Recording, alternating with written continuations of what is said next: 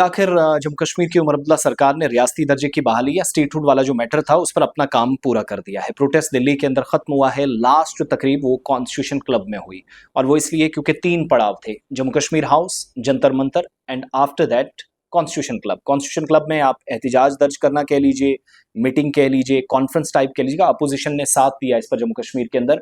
चंद पार्टियां जिनको जाती मफाद यहाँ नजर आए, पहले 370 पर बात कम करते थे स्टेटहुड पर, और जब स्टेटहुड की बारी आई तो नेशनल कॉन्फ्रेंस पर इल्जाम लगाया कि आप बुनियादी मुद्दों से हट गए। पीडीपी अपनी पार्टी सजाद लोन, वही सजाद लोन जो प्रधानमंत्री को, प्राइम मिनिस्टर को बड़ा भाई कहते थे, आज उनसे मांगते हुए शर्म आ रही है। बहरहाल उनसे कोई इसको फर्क नहीं पड़ा है जो नेशनल कॉन्फ्रेंस बता रही है, लेकिन इन आवाज़ों को दबाया नहीं जा सकता क्योंकि सरकर्दा रहनुमा है सजाद साहब, महबूबा मुफ्ती साहिबा, अल्ताफ़ बुखारी साहब, वज़ीर तालीम है, साइंस एंड टेक्नोलॉजी की वजारत एक ने संभाली थी, एक फॉर्मर चीफ मिनिस्टर हैं, बल्कि पहली खातून वज़ीर आला है।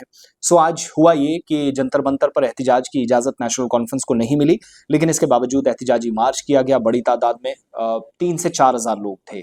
यहाँ से जो वर्कर्स, MLAs, बाकी तमाम लोग गए थे, मिनिस्टर्स थे, कांग्रेस का सपोर्ट मिला, तारिक अहमद कर्रा साहब, मीर साहब साथ साथ थे, अपने कैबिनेट मिनिस्टर्स थे, खवातीन की अच्छी खासी विंग थी जो दिल्ली गई थी। और अब आज शाम से वापसी का सिलसिला भी शुरू हो रहा है। कल तक सारे लीडरान जम्मू कश्मीर आ जाएंगे। इधर जम्मू कश्मीर में जहां बीजेपी ने अपना प्रोग्राम मुअख्खर किया, आज एहतिजाज नहीं किया, वहीं जम्मू कश्मीर के मुख्तलिफ इलाकों में नेशनल कॉन्फ्रेंस ने एहतिजाज की इजाज़त दिल्ली में ना मिलने के बावजूद जम्मू कश्मीर में शक्ति प्रदर्शन किया, पावर दिखाया। तमाम डिस्ट्रिक्ट हेडक्वार्टर्स पर अच्छी खासी तादाद में लोग वी वांट स्टेटहुड रेस्टोरेशन के बैनर और प्ले कार्ड्स हाथों में उठा रखे थे और अपना प्रोटेस्ट कंप्लीट किया। सो अच्छी बात यह है कि मरकज़ के ज़ेर इंतज़ाम जम्मू कश्मीर के हवाले से दिल्ली में प्रोटेस्ट हुआ, आवाज़ बुलंद की गई। चीफ मिनिस्टर साहब खुद गए, सुरेंद्र चौधरी साहब वहाँ मौजूद थे, उमर अब्दुल्ला साहब के अलावा फारूक अब्दुल्ला साहब थे, उमर अब्दुल्ला के फर्जंद वहाँ मौजूद थे, यानी पोते डॉक्टर फारूक के। तो अच्छी बात यह कि असर दिखाया गया है।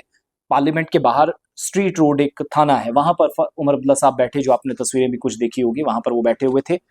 उनने रियासती दर्जे के हवाले से बात की, बाकी तमाम लोग आसपास। सो इस एहतिजाज ने भले ही इसको उतने वसी पैमाने पर या जंतर मंतर पर फिर खबरें आ रही थी रामलीला मैदान शिफ्ट किया जा सकता, उतनी अगर इजाज़त ना मिली, लेकिन इंटेंसिटी, इसका स्टेज बहुत हाई था। वो इसलिए क्योंकि हुकूमत के गलियारों तक आवाज़ गई है, इसको समझना पड़ेगा।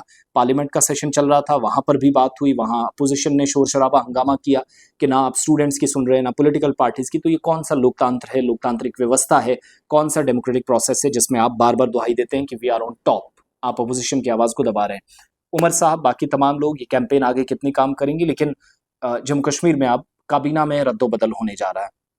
जो अगला पड़ाव है वो है, क्योंकि दिल्ली वाला प्रोग्राम कंप्लीट हो गया है, अब बीजेपी सेक्रेटरीट घेराव की तैयारियां कर सकती हैं। उमर साहब ने दोनों काम किए, यहाँ अपना पीर पंजाल में हुए नुकसान का भी जायजा साथ साथ लिया, यहाँ पहुंच गए थे, वापस दिल्ली पहुंचे, प्रोटेस्ट में शमूलियत के बाद रवानगी वापस जम्मू कश्मीर भी हो रही है। तो अपोजिशन का साथ भी मिला, कॉन्स्टिट्यूशन क्लब में फाइनली न्यूज़ ब्रीफिंग के साथ वापस लौट